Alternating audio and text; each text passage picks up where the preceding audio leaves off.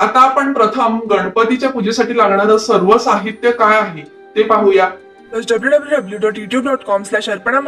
Please subscribe my channel and press the bell icon to get notifications of all my new videos. पूजेसाठी लागणारे साहित्य कुंकू, हळद, अबीर, गुलाल, शेंदूर, अष्टगंध, कापूर, तसेच चौरंगावर अंथरण्यासाठी आणि पुसण्यासाठी लाल कपडा आणि तांदूळ. त्याचबरोबर आपल्याला लागणार आहेत 2 वस्त्र, लांब वाती, फुल वाती, सुपाऱ्या, आवश्यकतेनुसार सुपाऱ्या घ्याव्यात, 2 जानवे जोड, अगरबत्त्या आणि आपपेट्या, तसेच समईसाठी तेल आणि साजूक तूप, मध, गोमूत्र, गुलाबजल आणि अत्तर. ह्याच्या पूजेच्या साहित्यात मिळणाऱ्या छोट्या बॉटल सुद्धा तुम्ही वापरू शकता. वेगवेगळ्या प्रकारची छान छान फळे, नारळ, तसेच पूजेसाठी लागणारे नारळ. बाप्पांच्या पूजेसाठी वेगवेगळ्या प्रकारची फुले अवश्य गोळा करावी. ह्या फुलांमध्ये वेगवेगळ्या प्रकारचे हार, कंठी, त्याचप्रमाणे सुवासिक फुले, चाफ्याची फुले, केवडा, कर्यासाठी वेणी, तसेच विड्याची पाने, दुर्वा आणि लाल फुले अवश्य असावी. लाल फुलांमध्ये गुलाब, जास्वंद यांचा समावेश असावा. गणपतीच्या पहिल्या दिवशी बाप्पांना औषधी गुणांनी युक्त पत्री वाहिली जाते. ह्यामध्ये दुर्वा, बेल, तुळस, शमी, वड, पिंपळ, पारिजात, आघाडा, ब्राह्मी, आंबा इत्यादी झाडांची पत्री वाहिली जाते. तुम्हाला शक्य तितकी पत्री नक्की गोळा करावी. तसेच कर्यासाठी आंब्याचे टहाळ लागते, ते सुद्धा आठवणीने आणावे. आणि महत्वाचे म्हणजे अभिषेक आणि नैवेद्यासाठी पंचामृत लागते. त्यासाठी दूध, तूप, मध, दही, साखर असावी. तसेच गूळ, खोबरे आणि मोदकाचा नैवेद्य सुद्धा ठेवावा.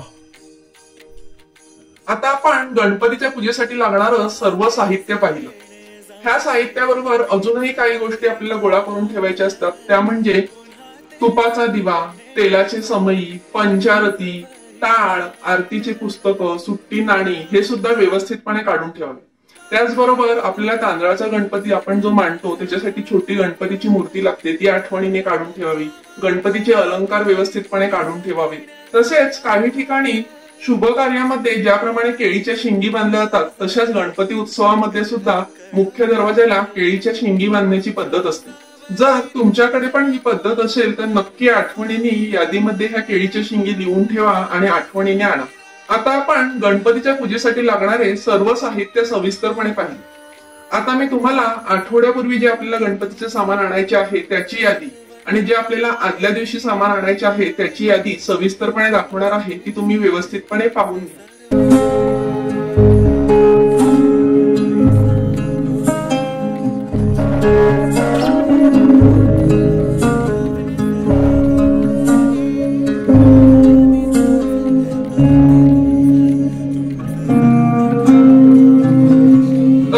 आज मी तुम्हाला सविस्तरपणे गणपतीच्या पूजेसाठी लागणारे सर्व साहित्य दाखवले.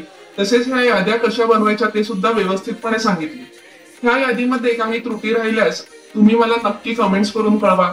तसेच हा व्हिडिओ तुम्हाला कसा वाटला हे मला नक्की कमेंट्स मध्ये कळवा आणि आवडल्यास हा व्हिडिओ नक्की लाईक आणि शेअर करा. तसेच तुम्ही माझे व्हिडिओ पाहतायत परंतु अजून सबस्क्राईब केलं नसेल तर माझ्या चॅनल सबस्क्राईब करा आणि बाजूला बेल आयकॉन असते ती नक्की प्रेस करा, म्हणजे माझ्या सर्व नवीन व्हिडिओचे नोटिफिकेशन तुम्हाला लगेच मिळेल. गौरी गणपतीच्या उत्सवाच्या तुम्हाला खूप खूप शुभेच्छा.